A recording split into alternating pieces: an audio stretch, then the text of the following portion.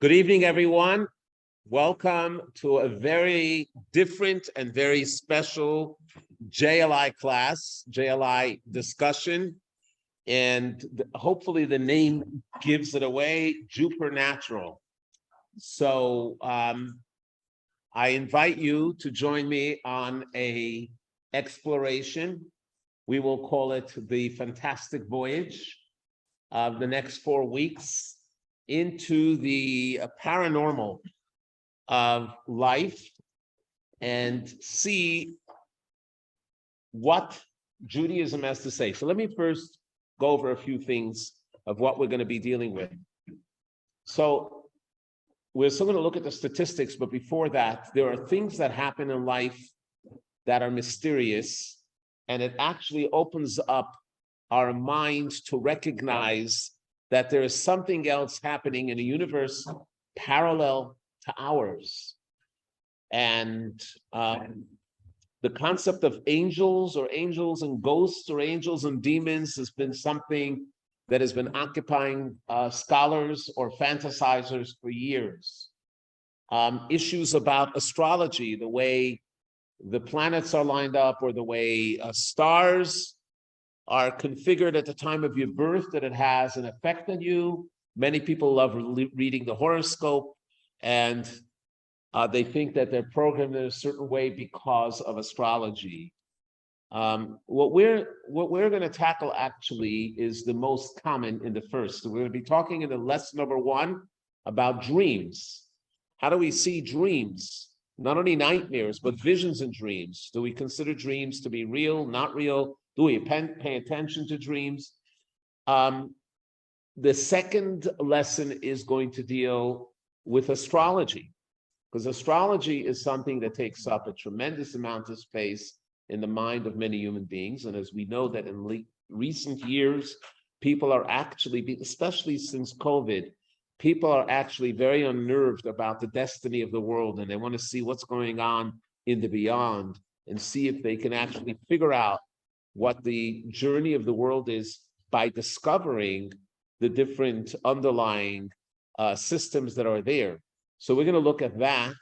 We're also going to look at something which is very, very Jewish, and that's the idea of Ein Hara, or evil eye. I'm sure many of you have heard the words Kein Ein Hara, which means that there shouldn't be an evil eye. Is there any truth to the evil eye? Does evil eye even exist? Is it just a fiction of the imagination? And then in the last class, the fourth one, we're going to be talking about, yes, ghosts, demons, and angels, or even Dibuk, which I'm sure many of you have seen titles and books about that. What is the reality in all of this? This is the question that we have, and I'm not looking for an answer because it's a rhetorical question. And the question is, if you have a journey planned, and you have a dream, and in the dream you see some misfortune happening which is associated with the dream, would you pay attention to it, or will you just say, it's just one of those nightmares and I don't have to pay attention to it?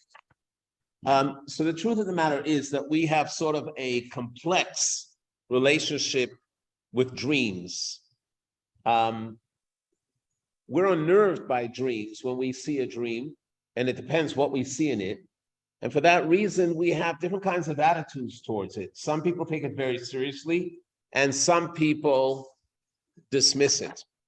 The question that we have is, what is the Jewish perspective on dreams? Now, I just want to say that if you think about the word dream, it depends in what context it is. Let's say you come up with a project. You go to a spouse, you go to a friend, you go to a colleague and say, I have this idea. And after they hear it, they say, hey, you're just dreaming. What does that mean? Does that mean that it's reality or it's fantasy? Usually when you say, hey, you're just dreaming, it's fantasy. Yet we have the historic case of Dr. Martin Luther King, who spoke in Washington, and he said, I have a dream. And when he said, I have a dream, was he talking about fantasy or was he talking about a vision? So the same two interpretations that you have to dream, the word dream, can perhaps be applied to dreams as well. The question that we have before us is, how do we figure out when it's just sheer fantasy or it is actually a vision? So we have to start with the Torah. The Torah, especially in the book of Genesis, and then later in the Tanakh, tells us many, many stories of dreams. So if you look in your manual, in your textbook, you will see on page 6 that there are several cases of dreams there. We're not going to go through all of them. We're just going to talk about one or two. But you have the dream of Avimelech when he kidnapped Sarah. You have the dream that happened by Laban when God came to Jacob and said, it's time to go back to Israel. You have the dream of Jacob's ladder, which is used as a metaphor for prayer. And then we have Joseph and Pharaoh. And that's what I want to talk about. So in the portion of Miketz, which is in Genesis, there's a famous dream that Pharaoh had, and that was with the 7 very healthy fat cows that emerged from the Nile River. The Nile River was the main source of water for the Egyptian society, since Egypt does not get much rain. And they had used it for irrigation. They've used it for drinking water.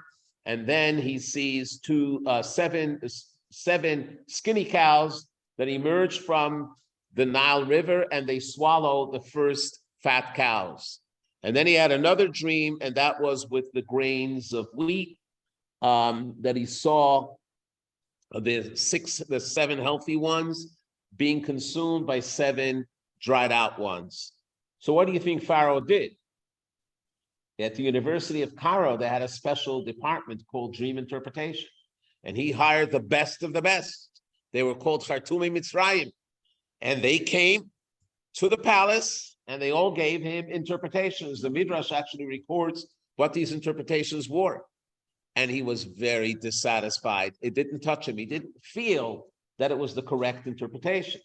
Until finally, his minister of beverages, the one that was the head of the ABC beverage department in Egypt, which was taking care of all the licensing of the different wines and liquors, comes and he says, I remember a dream that I had with my partner, the minister of the bakeries and the bread. And we were very disturbed by the dream and we couldn't find the proper interpretation. And there was a young Hebrew slave who was able to interpret the dreams. Perhaps we can bring him. And that's how Joseph actually gained his freedom. And he gave the correct interpretation about the 7 years of plenty, followed by the 7 years of famine. So there we see that dreams was sort of a prophecy. Not only that, with Joseph himself, Joseph was the master of dreams, and it created jealousy. Like, for instance, one of the dreams that he had was that he had the sun and the moon with 11 stars coming towards him and bowing down to him. And he interpreted to be his father and his mother and his 11 siblings, the male siblings, that they were going to bow down to him. And that created a tremendous amount of jealousy amongst his siblings. And that's why when they saw him later, they said, there's Joseph, the master of the dreams. We got to get rid of him. And that's when they sold him into slavery. So we find that dreams play a very important role in prophecy, as we're soon going to see, that the Talmud actually says that there is a correlation between dreams and prophecy. However, there's a very big difference between dreams and prophecy, especially in Judaism. One of the things that we learn about prophecy is that when God assigns prophecy to a prophet, it is 100% accurate. There's not one piece that's amiss. And if there is, it's a sign that the prophet is not a real prophet, but not so in dreams. And the very proof is from Joseph's dream. So let's give a look in text 8.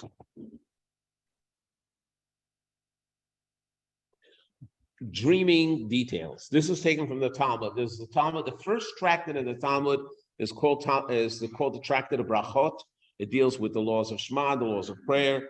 And on page 55, A and B, there's a very long discussion about dreams. We're going to see some of those texts as we go along. So this is the first text. Rabbi Yochanan taught in the name of Rabbi Shimon Bar Yochai. I'm sure Bar Yochai is the one. text 2. Did I say? I'm sorry, text 2. So Rabbi Shimon Bar Yochai, I was on page 8. I'm sorry, text 2, page 8. Rabbi Shimon Bar Yochai is going to come up next week with Lag BaOmer, and he said the following: just as there can never be wheat without chaff mixed in, so too there can never be a dream without nonsense mixed into it. Rabbi Berechia taught, even though part of a dream may be fulfilled, the entirety of a dream is never fulfilled. The source for these statements is found in the story of Joseph's dream. Joseph dreamt that the sun and the moon and the 11 stars were bowing down to me, referring to his parents and 11 siblings. And eventually they did when they came down to Egypt because he was the viceroy. However, one detail did not happen, and that was that his mother did not come to bow down to him. Why? At the time of the dream, Joseph's mother, who was Rachel, was already deceased. She died at childbirth when Benjamin was born, and she was buried on the side of the road in a city called Beit Lachem, known as Bethlehem. So she never came. So the dream that he saw was a lot accurate, but not totally accurate. So what are we to learn from this? Three things that I want to say. Number one, some dreams are meaningful. Not all dreams are meaningful. Well, how do we know that only some dreams are meaningful? If the Torah was going to record dreams in the time of Genesis, when Joseph was having dreams and Pharaoh was having dreams, surely many other great people were having dreams, and yet none of these dreams are recorded in the Torah. The only dreams that are recorded in the Torah are the dreams that had meaning, and not only meaning, but they had meaning for the generations to come. Secondly, dreams are not clear. Dreams are enigmatic. And Joseph's dream was definitely an enigma. It was something that was very difficult to be able to understand. And it's not easy to interpret a dream. Give a look. Pharaoh had his top professionals, and they all tried as hard as they can to zero in on what the meaning of the dream was, that they all failed. They did not hit the mark. Fortunate that he had Joseph, and Joseph was very modest. And Joseph said, it depends if God wants to give me the wisdom that I should be able to interpret the dream. So that's number two. Dream interpretation is not simple. So if somebody has a dream and they said, okay, I can interpret it, not necessarily. So next time you see a little ad or you see a sign down the street, dream interpreter, I would walk the other way, because generally you don't know if these people are true dream interpreters. And usually a true dream interpreter doesn't advertise that, because they're living in a much higher life. And number three, dreams are not entirely accurate. By saying dreams are not entirely accurate, we find that the Talmud says something very interesting. In text 3 on page 10, the Talmud says a dream is 1/60th of prophecy.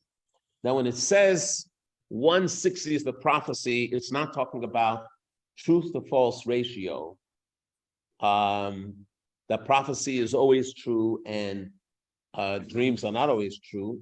The point over here is that in a dream, there might be a little percentage of prophecy, a 60th of it, and that is what will be true.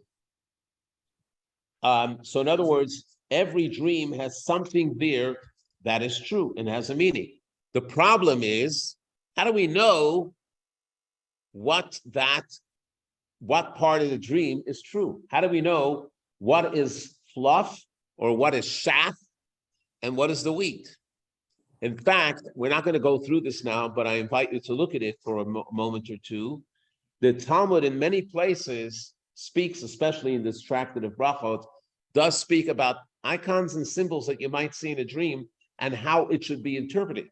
If you give a look at page 11, the Talmud in that section, as I said, it's several pages long, says that if you see these items, like for instance, just to take an example, if you see a donkey in your dream, expect personal salvation, because the coming of the Messiah is associated with the donkey. If you see an elephant, realize that you're going to experience wonders, because the Hebrew word for elephant, pil, is connected to the word pele, which pele means wonder. Now, I'm not going to go through all of this. Now, it means from the Talmud, what the Talmud is basically saying is that when you have a dream, there is a piece of prophecy there, but the prophecy is very hard to tell. Now, when it's a good dream and it's an inspirational dream, you wake up on a high. What happens if it's a bad dream? How do you deal with bad dreams? And there's sections in the Talmud that deal at great length in discussing how one deals with a bad dream. And I'm not just talking about a nightmare, but somebody has a bad dream where they feel that the bad dream is telling them of something that will happen. It's portending that something bad will happen to them. How do they deal with it? So actually, there are a few things that we find in the Talmud. We find in the Talmud something very interesting, and that is called a tainit chalom, a fast for the dream. That if somebody had a bad dream, they fast for it, and we'll soon see how that's explained. One of the first places that we see that there is a remedy to fast for the dream is from a story in the Talmud, and that is on page 14 on text 4. The Talmud in the Tractate of Shabbat says that Rabbi Yeshua, the son of Rav Idi, visited the home of Rav Ashi. Now, Rav Ashi was a very well-known personality. In fact, Rav Ashi was the one who concluded the entire Talmud. Now, Rav Ashi was there, but they had hosts that were hosting a party for them. And it was so special that they served prime meat. Sorry, vegetarians, but it was prime meat. Now, what's prime meat? Very interesting. It's called the third-born calf. I'm going to go into that right now, but there was this concept in the time of the Talmud that a third-born calf is the best meat, better than a first or than a second. Children use it until today, those that study the Talmud. Ben Sion just walked out. He is our third child, so he can always say, I'm the best. We're not going to go into that, but the point of the matter is that they were serving very good food, and he offered it to Rav Ashi, even though it was Rav Ashi's house, but it was being hosted by a group, and Rav Ashi refused to eat. And he said, why? I'm observing a fast. So they countered, do you not agree? Now, this wasn't a fast that was one of the public fast days that you have in Judaism. It wasn't a fast that is even on the calendar. It's what's called a private fast. Now, let me just explain a little bit about fasts. There are times that people fast because they want to do tshuva, they want to repent. Sometimes people fast because they feel that it's a sense of self-purification. So over there they said, don't you agree with the ruling of Rabbi Yehuda that a person may break a self-imposed fast and repay his obligation by fasting on a different day? Let's say you decided to fast today because you want to do self-purification, and all of a sudden you're invited to a feast of a mitzvah. So you have the permission to actually exchange the date so you don't miss out and you fast on another day. So Rav Ashi replied, this is a fast due to a bad dream. The fast of a bad dream, by the way, we will soon see that it says that even on Shabbat, one is allowed to fast. And we'll talk about that as well. Rav Bar Machasya taught in the name of Rav Chama Bar Guria, who taught in the name of Rav, that a fast nullifies the portents of a bad dream like fire consumes flax. Now, this is a very specific example.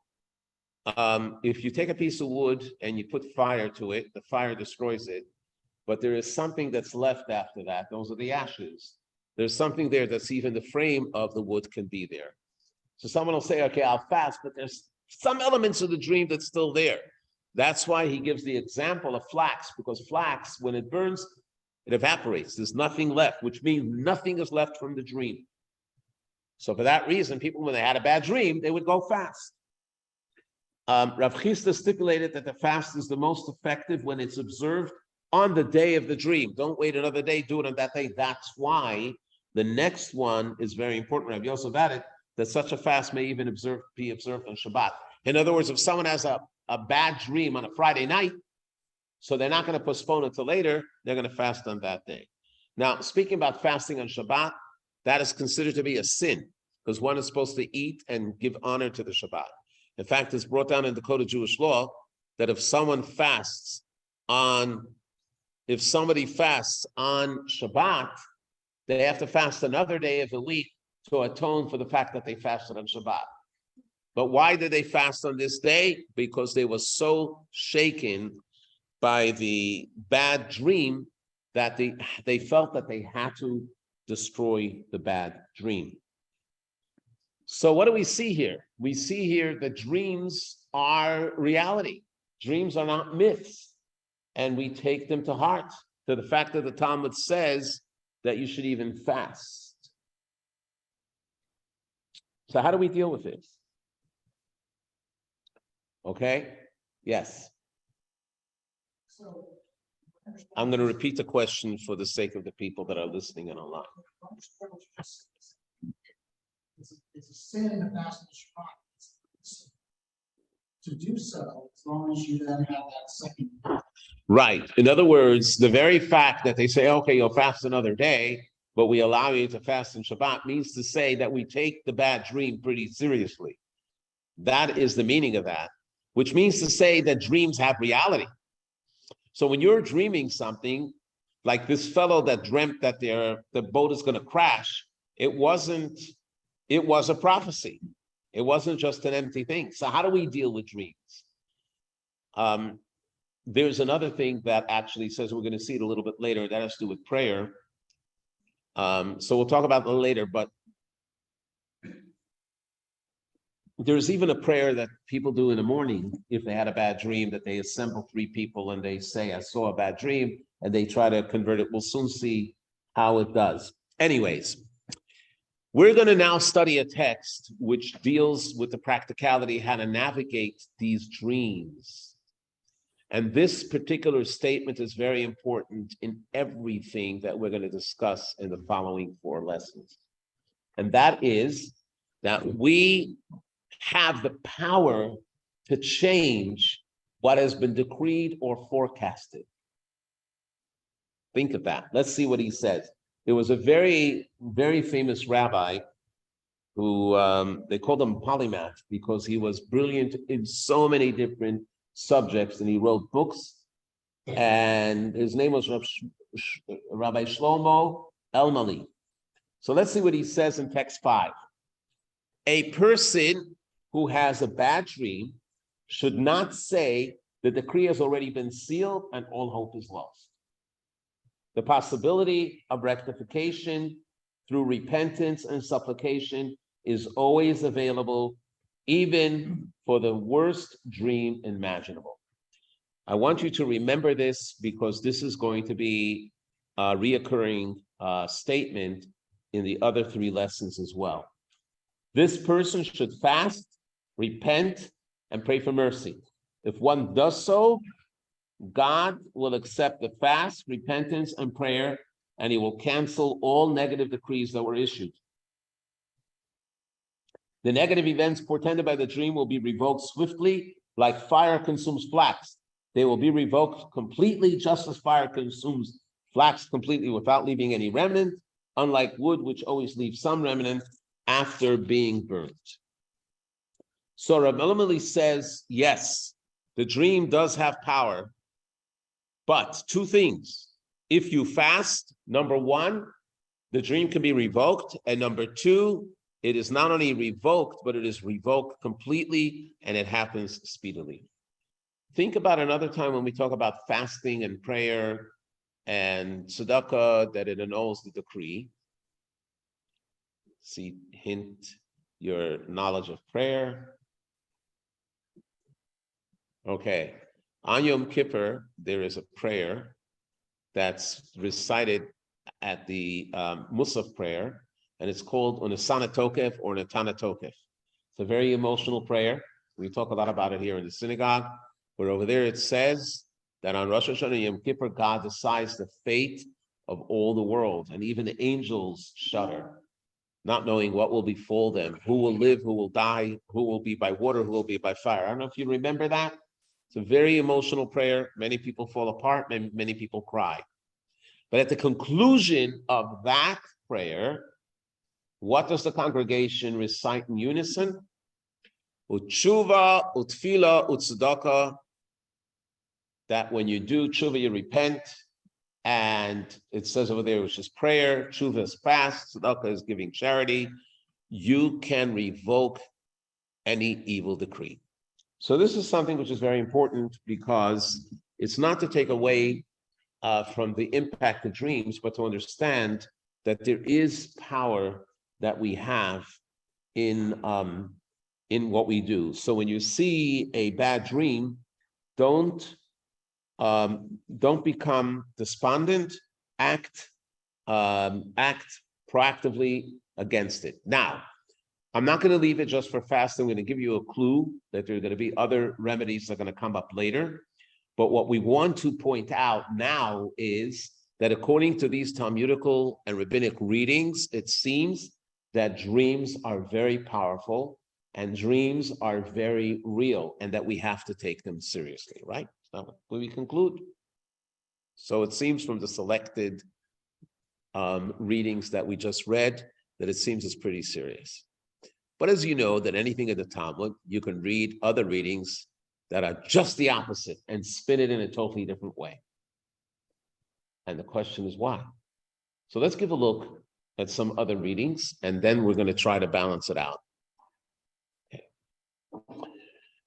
Look at page 17, text number 6. Okay.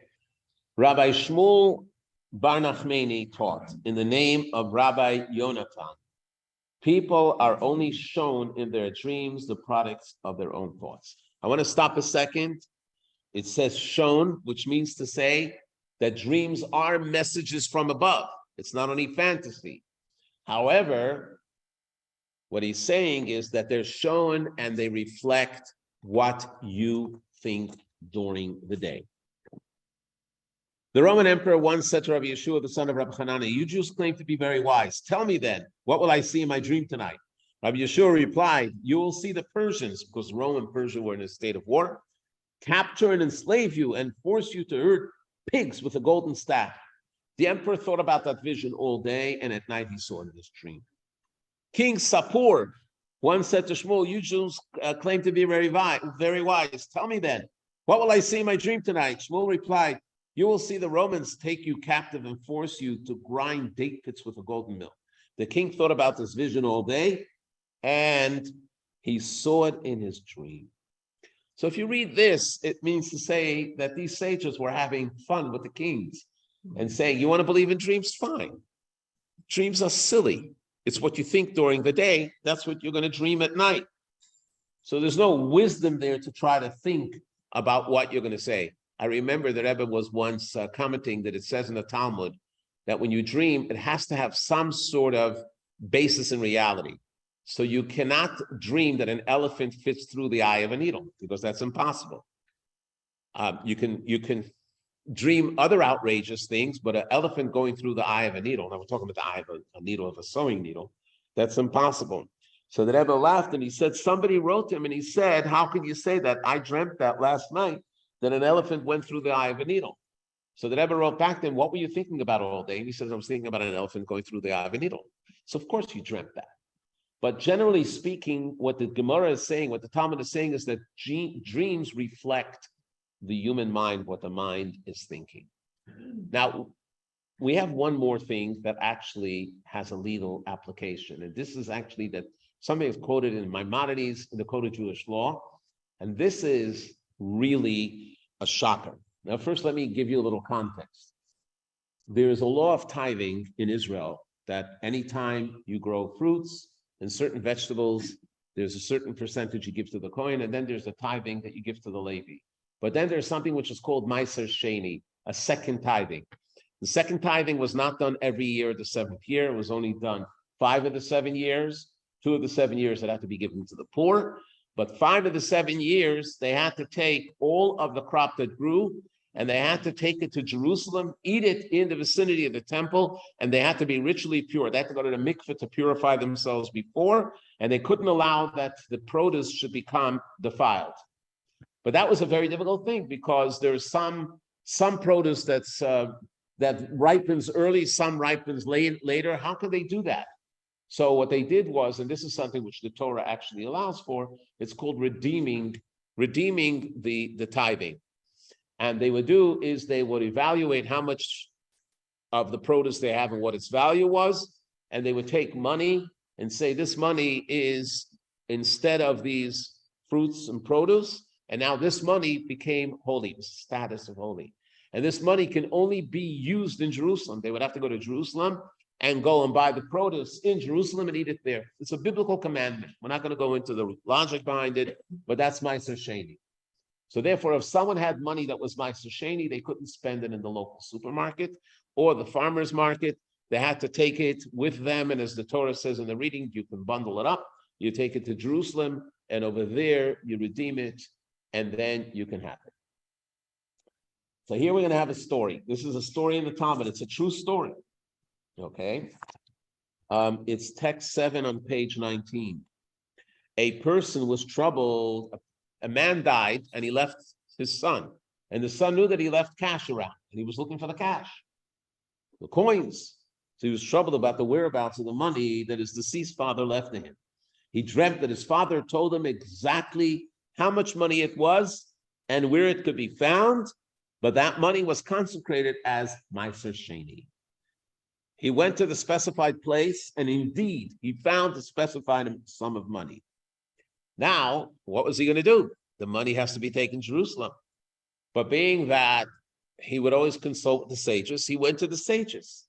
And he asked the sages, what do I do with this money? And the sages said, dreams are irrelevant. The term that they use in a minor they don't elevate it to holiness, they don't detract it from holiness. You don't have to treat it as Meiser Sheni. You don't have to give it to charity. You can use it for whatever you want. Okay, so this leaves us in a certain way that number one, here you say the dream wasn't just a fantasy, it wasn't just an imagination, it was true.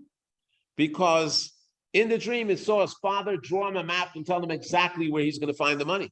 And not only that, he told him exactly the amount of money, the sum of money that he was going to find, and he found it. So you would think that the third thing that he said, and this is holy money, would also be accepted, and yet it wasn't.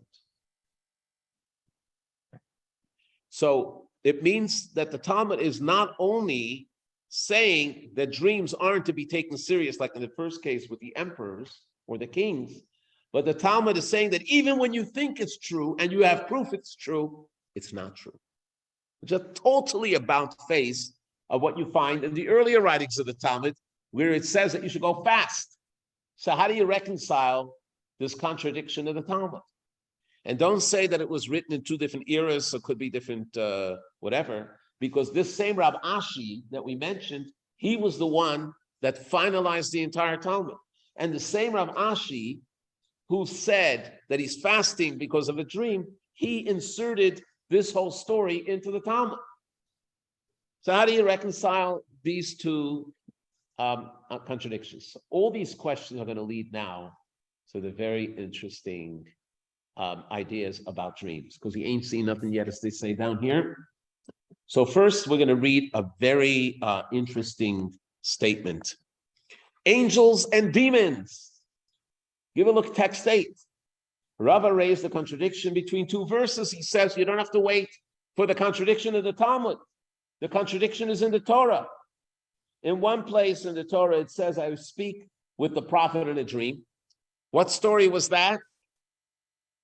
That was the story when Miriam and Aaron were surprised that Moshe lived an ascetic life. And it sort of came out as a negative. And God appeared to them and said, how dare you talk against my servant Moses, that I speak to him face to face, not like other prophets, that all the prophecy come through dreams, which means to say that dreams are a form of a prophetic vision. But in another place in Zechariah, it says, dreams speak falsely. So how do you reconcile the two? So the Talmud resolves this. It says there are two types of dreams.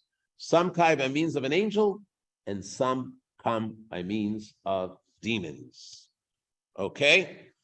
Okay, what's this all about, angels and demons? So let me give you a little prelude or heads up that in lesson 4, we're really going to spend the entire class on angels and demons. So we'll just talk a little bit about it now, because we have to put it into context. Okay, sorry if it's a little too cold, but they make it cold for me, so I shouldn't fall asleep. So, but if anyone is too cold, we can lower it. Okay, anyways, so let's talk about angels and demons. Shlomo, do you mind lowering the air conditioning just over there? Behind you, there is, see if that one, or Tanya can Lower it a little bit. So I see people are cold. Okay.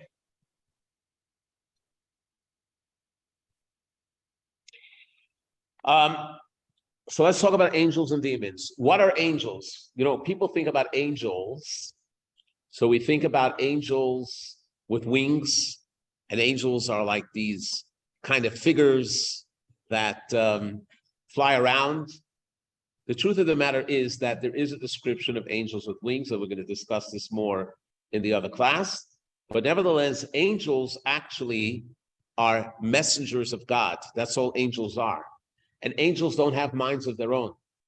Angels are conveyors of the divine. So when God wants to send messages to the world, God uses angels to do that. We see that in the Bible, and we see that all the time. That's what angels do. Demons are negative energy. There's the counterpart to the angels, which are holy and spiritual. There are those negative energy that are egotistical, and they're there to fill the world with negativity. Okay? So when we speak about some dreams that are from angels, those are positive spiritual forces. They occupy the heavenly realm with our souls visit while we sleep, as we're soon going to see. As you realize that according to Judaism, there are parallel worlds. There is worlds which we call the physical world, there are spiritual worlds, and there are spiritual worlds which are even on top. In fact, according to Jewish mysticism, there are 4 worlds, one on top of the other, one being more spiritual and more divine.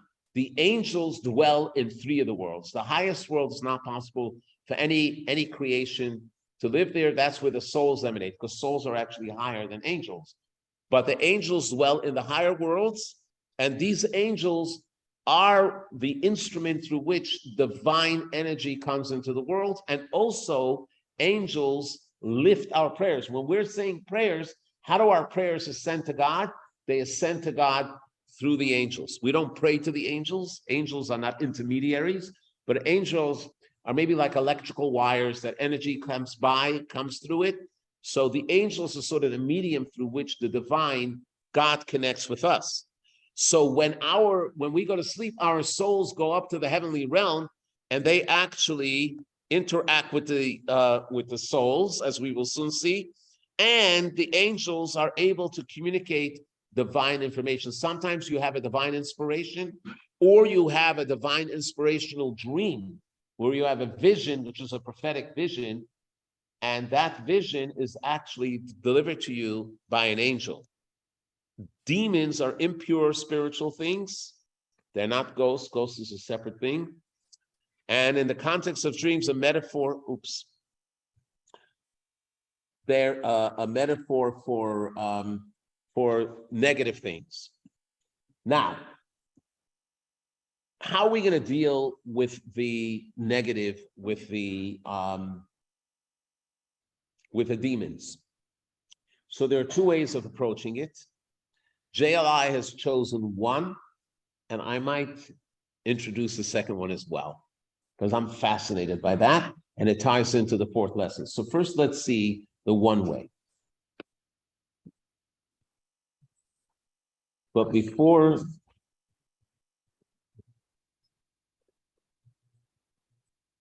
we go there, what we see here is that when you have a negative dream, it comes from the demon.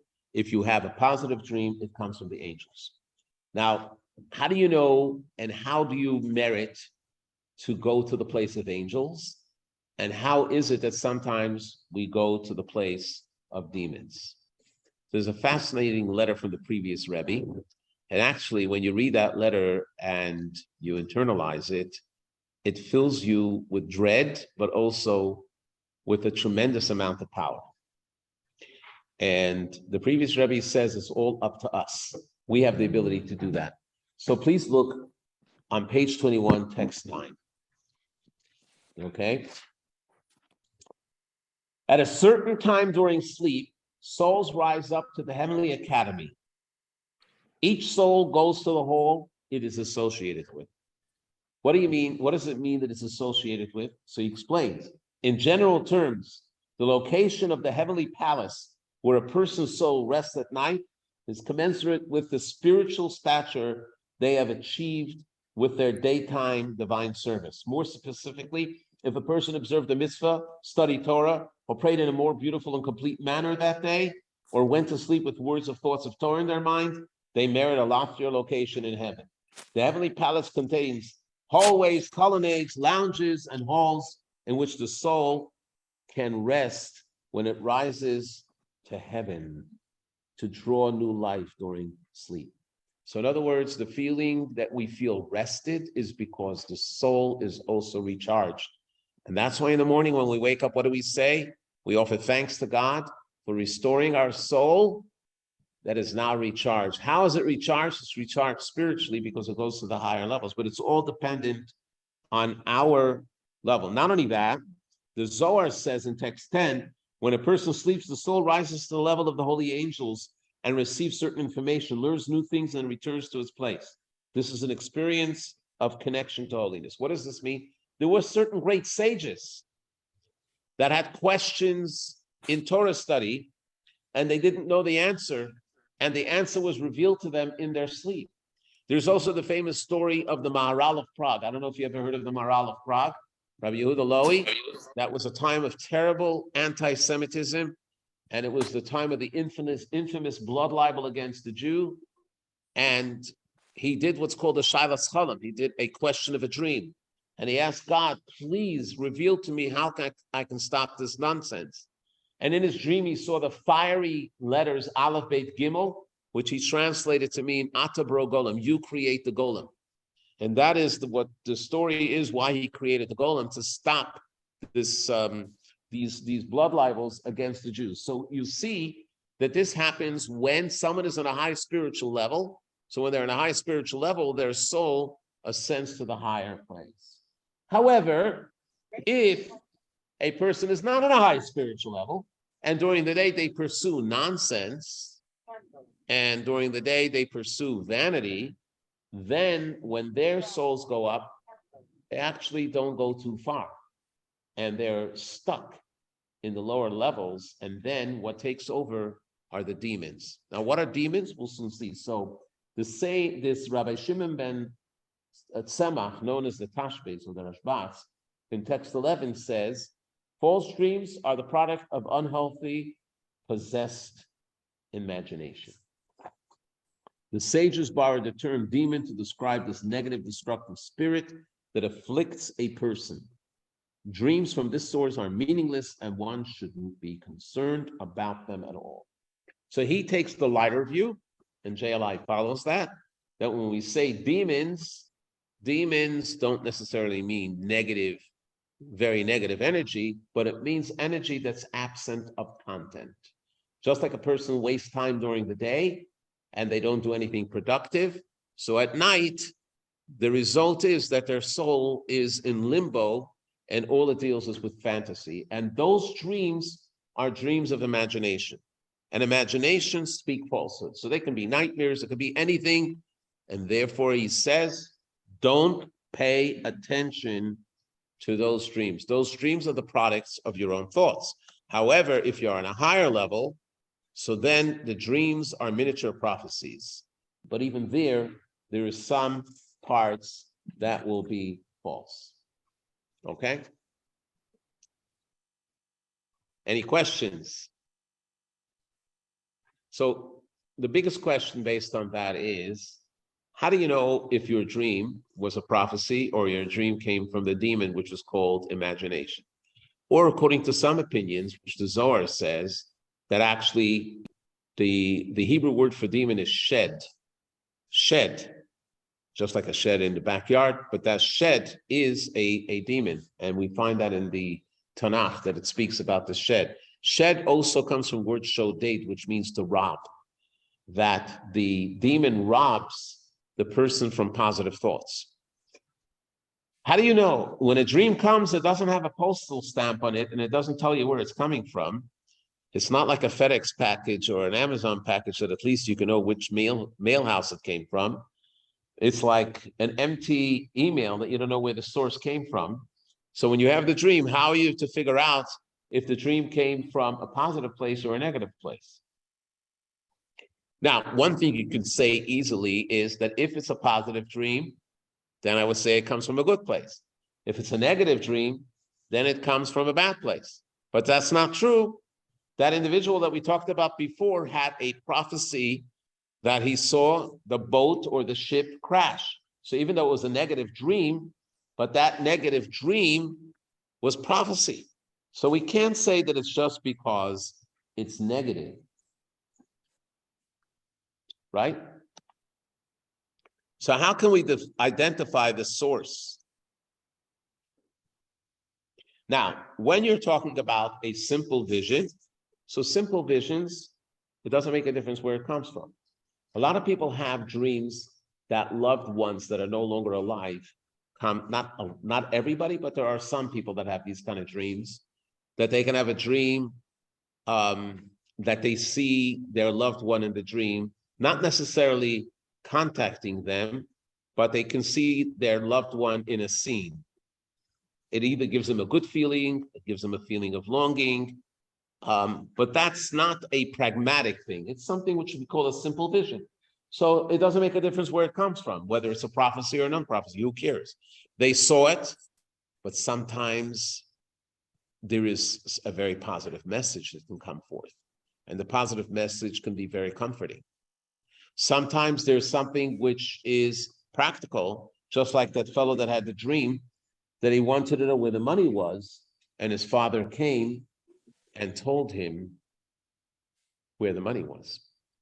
So even though that was a true dream, remember we said before that just like wheat has chaff, so every dream, even if it's true, has part of it that is not true. Same thing is here. Dreams leave us with doubts.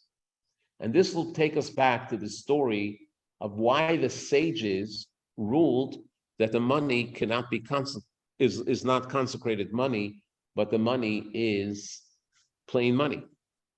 The reason that is because there's a doubt. And let me explain.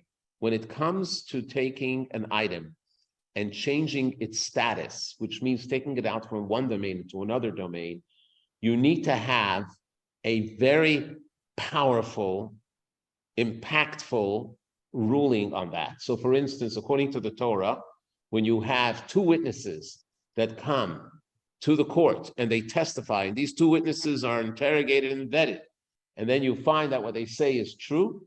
So let's say two witnesses came later and said, by the way, we were there when this individual deceased actually wrote up that this money is consecrated. That's proof positive.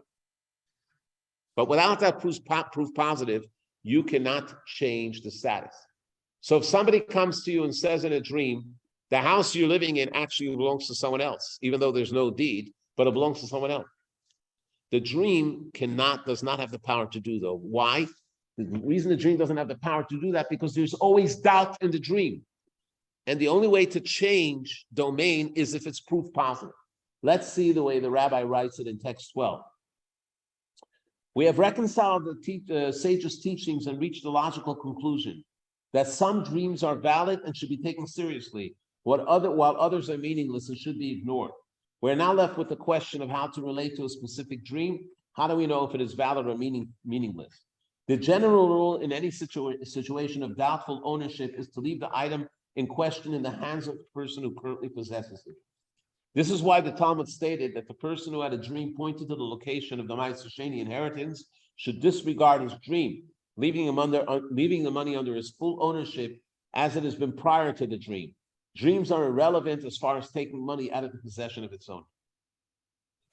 So, what we learn over here is that dreams are mostly fantasies and they're false. Sometimes there are dreams that are miniature prophecies, but we still don't know how to define when a dream is real and when a dream is not. And this is a dilemma, and we are going to solve it now. Okay? Are we on board? That's why this part that we're going to go to now is actually going to bring in the practical and how we deal with it. Until now, we were talking about the dreams, whether a dream is a reality or not, whether the dream is a prophecy or not, whether the dream is a fantasy, whether whether a nightmare is real or not. Now we're going to change that and speak not about the dream, but about the dreamers. When the dreamer is in doubt, so therefore you doesn't have the power to change possession, but it does have the power to make you feel uncomfortable to the point that you can fast. It makes sense why you will fast, because maybe there is some truth. We're going to change focus for a minute. Is everybody okay? Or are you okay so far with the material? Okay. Now we're going to change it and speak not about the dreams, but about you, each and every one in the room. And I'm not going to try to determine who you are, just like I'm not going to expose to you who I am. But you're going to have to think deep inside of yourself of where you fit into this. And that's between you and God. And that is that we have to define the dreamer. Rabbi Shneir Zalman of Leadi gives us a formula. And he says the key to assess whether the dream is to be taken seriously or not, or whether you should say it's a meaningless dream or it's a dream of prophecy, depends on who you are and what station in life you are. Are you on the level of a tzaddik, or are you on the level of an ordinary person? And this is very powerful.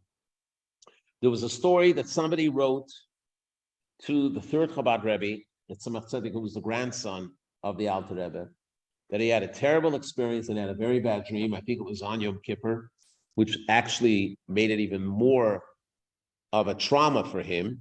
And in this dream, he saw something very bitter happening to him, a terrible misfortune. And he was all shook up and he didn't know what to do. He was so brokenhearted that he was sure that he wasn't going to live through the year. And the Tzemach Tzedek responded to him and said the following: I heard explicitly from my grandfather and teacher of blessed memory that one should not be worried at all about such matters like dreams. The teaching in the Talmud that lends great significance to dreams only applies to people of great spiritual stature, whose thoughts are distant from these matters. If this person had an uncharacteristic experience, it must be divinely orchestrated and is therefore cause for concern. However, a person whose thoughts regularly wander to such matters has no reason for concern. My grandfather repeated this many, many times and would dismiss people that were miserable as a result. You should completely ignore this and be joyful. In other words, to common people, it says, if you have a bad dream, ignore it. It's meaningless. Only if you are on that level that every moment of your day is accounted for in a positive, holy way, that from the moment you wake up to the time that you go to sleep, you are constantly thinking Torah, you're in a spiritual realm. Every word that you utter is of total spiritual significance. You're at that pure level. So then when you're dreaming, God is sending the angels to tell you something either positive or negative. But if you're not at that level, don't sweat it. Even if the dream is very convincing, it doesn't mean anything. This also explains why the halacha says that even if he found the money through it and there was a sort of prophecy, but it can't be extended beyond that.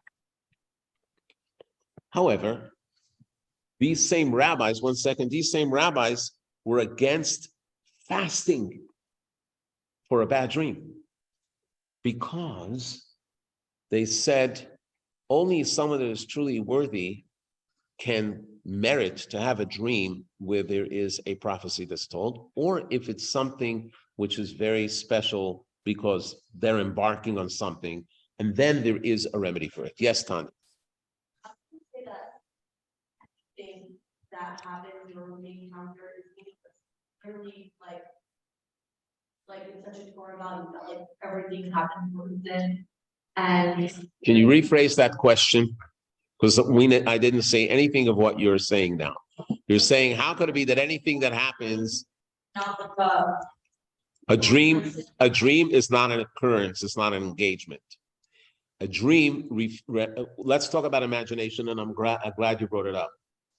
Basically, what they're saying is that the dream is the mirror image of who you are. So if you spend time in vanity, then your dreams are going to be vain. It's a good thing, because that means that even if you have a nightmare, it's meaningless. But if you're a person that everything is accounted for, then your dreams are actually reflective of that, and they're revealed to you. Now, this is speaking in generalities. There's sometimes when there are special cases, and I can tell you some personal stories about dreams, which I'm going to share with you in a minute. I was planning to say it. But what you're talking about is when we engage in something, we have to see the value. Now, if somebody engages in something and sees the value, the Baal Shem Tov taught that everything that you see or hear is there to teach you a lesson, and that everything is by divine providence. So if you live at that level, that you actually see the spiritual meaning in that, then, of course, your dreams are going to reflect that. But if you don't live that way, then your dreams are not going to reflect that. Sometimes there are circumstances, before I go to the next thing, I'm going to finish with a little prayer. Sometimes there are circumstances where even an ordinary person can dream things, and it's very real. I'm going to tell you a few stories that happened with me and my family. It's not in the text, but I thought I should share it with you because it's very powerful. So this story I heard from my grandmother, my father's mother. She was born in Hebron, Israel. And after World War I, she and her husband moved to the United States. But while she was still living in Israel, her mother-in-law was on a trip to France, and she was going on a streetcar, and unfortunately she slipped, or the streetcar jerked forward. She fell off onto the tracks and she died. Being that she was a foreign citizen, they put her in a morgue, and they were just examining the case, and they didn't let her out. And it was a lot of red tape. And since they were in Israel, they had to use the local authorities to try to get her transferred. And obviously they were going to get her buried in Israel. My grandmother told me that one night she had a dream, and she saw her mother-in-law dressed in white with a very concerned look. And she said to her, "How long do I have to languish until I find peace?" And when my grandmother woke up, she immediately alerted her husband, and they ran to the offices. They started using all the connections that they had in order to get her body released and buried. Then there's a story with my aunt, who was already in her middle age, and she was pregnant, and she was way overdue, and the doctors were very concerned, and they wanted to induce labor. I was there at the time when my grandfather had just passed away a few years before, and Shabbat, we all came to see my grandmother, and my aunt was there, and she was shaking, and she said, "I had a dream last night. My father came, and he held up a paper, and on it, it said the Hebrew word Shvat, and this was the end of Tevet. And he looked at me, and he said, show Shvat.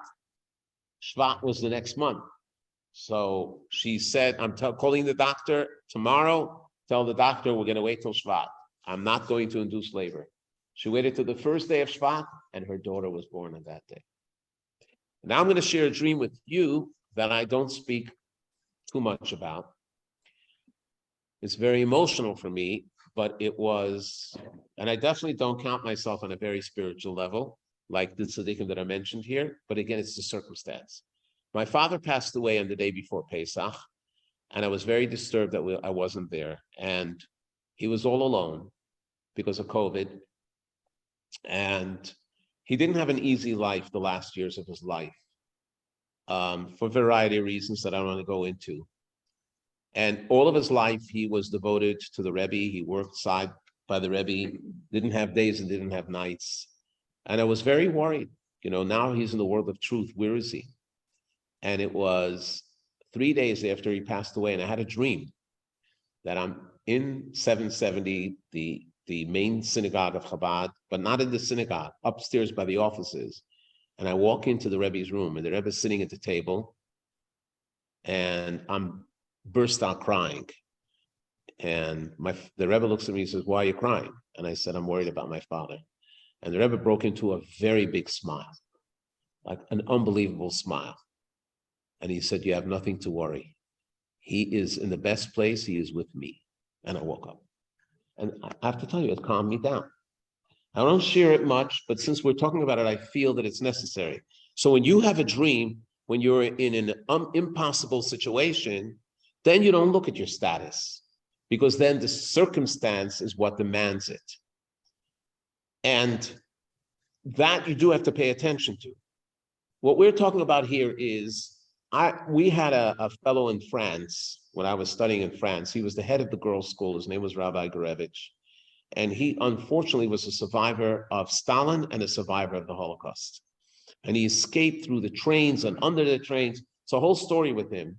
He was caught, he was arrested, he broke out. And I remember at least once a week, he would come to the yeshiva from the town where he lived in. He would grab three of us, open up the prayer book, and read the prayer of transforming a negative dream into positive. And we felt that it came from his imagination, because he lived with nightmares, right? So what we're talking about is, when you have imagination, it's false. But angels, that could be positive, okay? What happens if you're truly bothered by dreams? So there's another thing you can do prayer. The sages were very, very sensitive to that. And you know that by every major holiday, there is a ceremony where the Kohanim are the priests, not priests as ministers, but the descendants of Aaron, like Rabbi Cohen here with us is a Kohen. They get up at some point of the davening at the end of Musaf, and they duchen. In other words, they say the special priestly blessing. And we, during the priestly blessing, actually recite a prayer. And this prayer is taken from the Talmud. Text 14, page 29. Master of the universe, I am yours, and my dreams are yours. I've dreamt a dream, I do not know what it is. May it be your will, my God, and the God of my fathers, that all my dreams concerning myself or concerning any other Jew shall be for good. Whether dreams I dreamt about others, or whether about myself, or whether others dreamt about me. If they're good dreams, strengthen them and reinforce them, and may they be fulfilled in me and in them like the dreams of Joseph. But if they require a remedy, heal them like Hiskiah, the king of Judah, from his illness, like Miriam the prophetess from her leprosy, like Naaman from his leprosy, like the waters of the Mara by Moses, and like the waters of Jericho by Elisha. These are all cases where something negative was transformed to the positive. As you change the curse of the wicked, Balaam, from a curse into a blessing, so shall you change all my dreams concerning myself and concerning all of Israel to good. Guard me, be gracious and faithful to me. So why did they put this in? They put this in because they recognize that people are very disturbed by the dreams. And just to tell people that it's a fantasy is not going to help. Now, what happens if somebody has a dream right after Passover? They're not going to wait till Shavuot. So the halacha says that if they're in a synagogue, at the prayer that the cantor is saying, the last words of the last prayer, Sim Shalom, they can also recite this prayer. So what do we have here? Oops.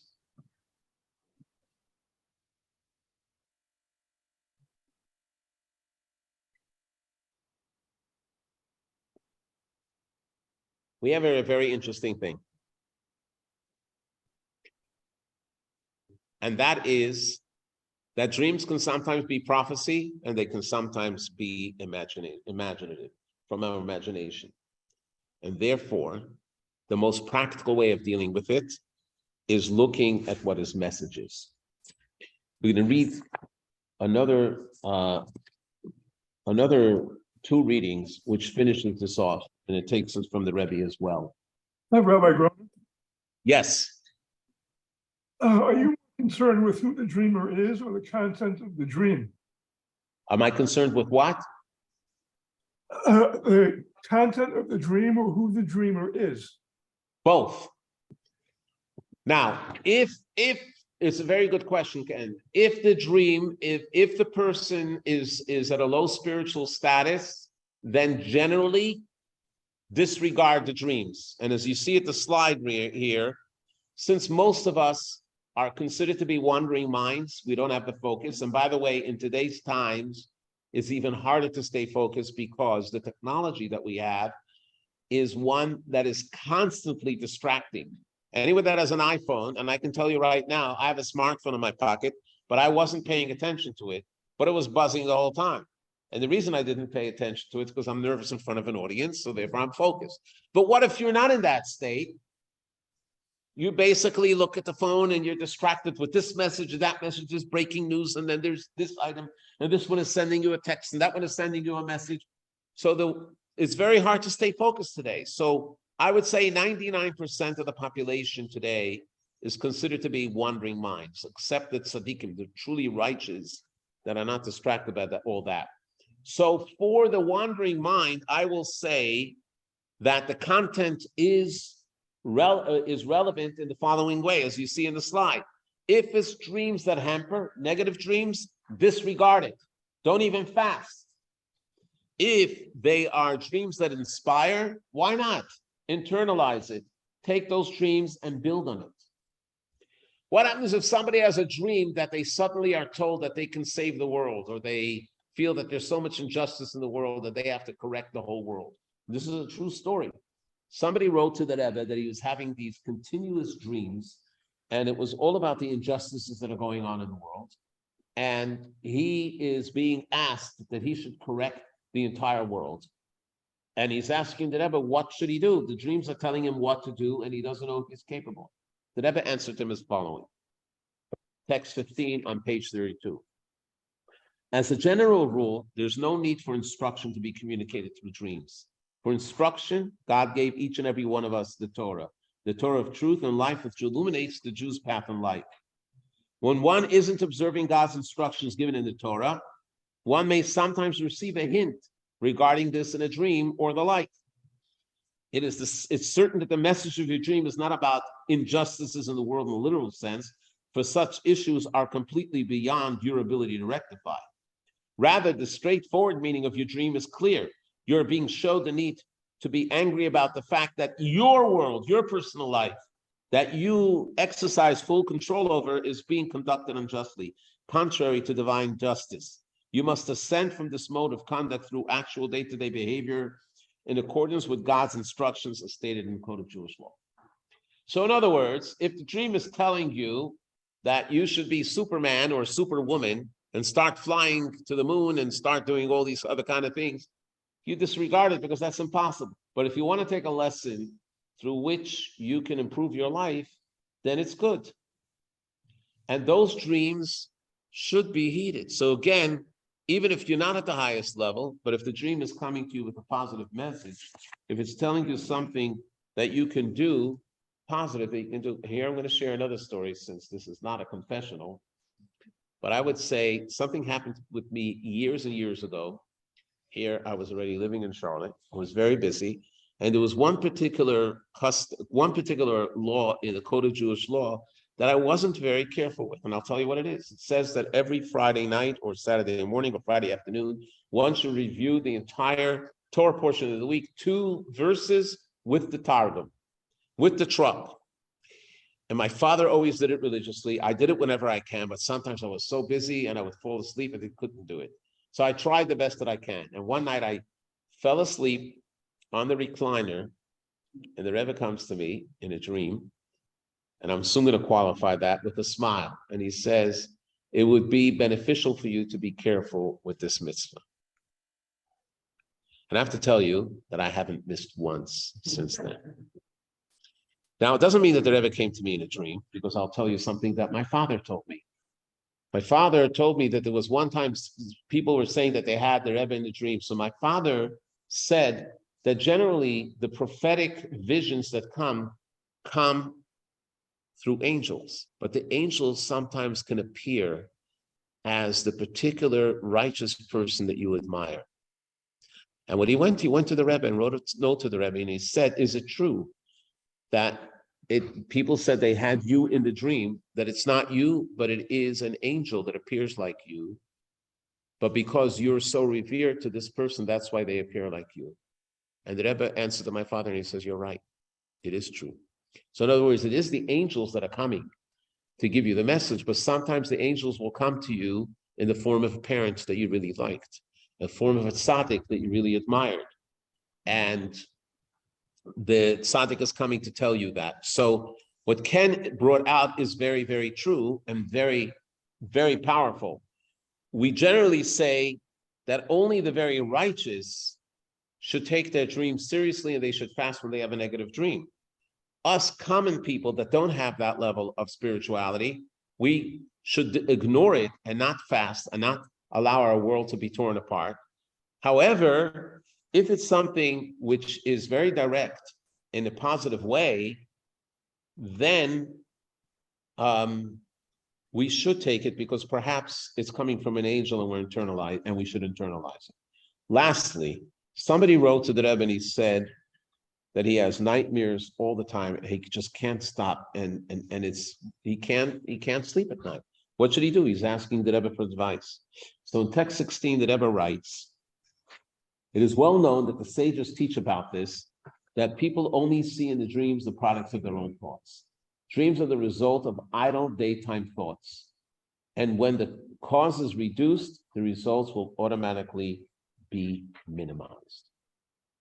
Stop a second here. What we're learning here is that it doesn't necessarily have to mean that we think negative thoughts. It doesn't necessarily mean that we have to think about demons or spooky stuff. Even someone that their mind is idle and not engaged, that is already considered to be a receptacle for negative. There is a metaphor for that. When we speak about Joseph's dream and his brothers were jealous of him, so the first thing that they did when he came, what did they do? They threw him into a pit. And the Torah describes that pit. There was no water in it, but what was in that pit? Snakes and scorpions. The Talmud says that the Torah is likened to water. And there is a subliminal message that our mind could become like a pit. It's a receptacle.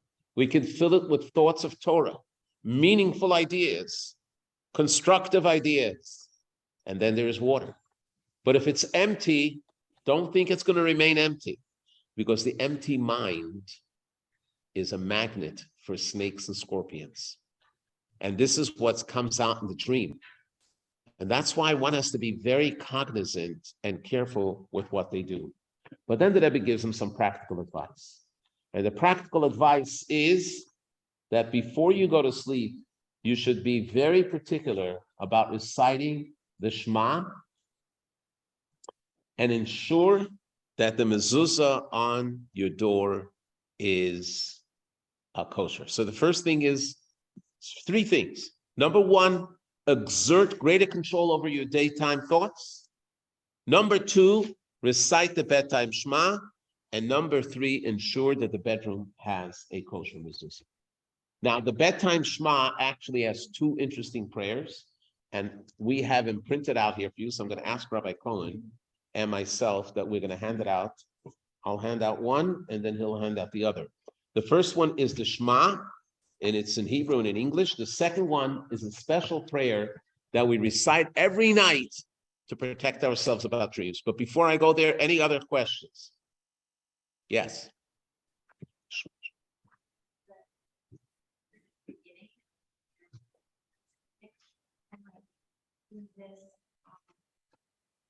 This is like content, you can assume he was calling like most of us were, and like if he was gonna do this with our dreams, it wasn't I was waiting for that question. The question is, now that we're saying that it's the common person versus the prophet, and here you find that the person that had the dream about the crash of the boat, of the Titanic, was a common person.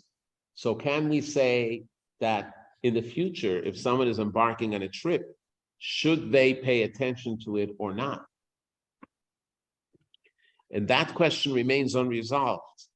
And the reason for that is because the facts are that I would say there are plenty of people that board a plane today that will admit to you that they had a dream that the plane will crash. And they took it anyways because they had to take it, and the plane didn't crash. So that leaves us very difficult, in a difficult position of what to do. For that reason, in order to protect yourself, you do these things. You have the mezuzah, you have the prayers, you have the Shema. Rabbi Cohen, since I'm sitting, I shouldn't be mishtamish with a kohen, but you already gave out the others. I'm enjoying it. Oh, okay. If you can give out the Shema. Yes, another question. Not that because his dream was uncharacteristic, but that his dreams could potentially divine origin, even if you're not. So It could, but the question is, how do you know? That was Erica's question. How could you know if it's prophecy or not? I wouldn't blame you if you had a dream the night before you boarded a plane that there was a plane crash that you're not going to go on it. So what I would do if I were you, I would say the prayer. I would maybe fast. I would do whatever I can just to assure myself. But I wouldn't say with certainty that that dream is a real dream, because the majority of the dreams that we have like that come from an idle mind, and they don't come from a good place. Next week, we're going to discuss astrology. We're going to look at astrology because astrologers can sometimes tell the future. And there are stories in the Talmud that say that astrologers came even to Rabbi Akiva to tell him about his daughter, something that's going to happen on her wedding night, and what the real aspect of that is. Anyways, thank you very much for joining. And please know, important for next week. Next week, Tuesday night, is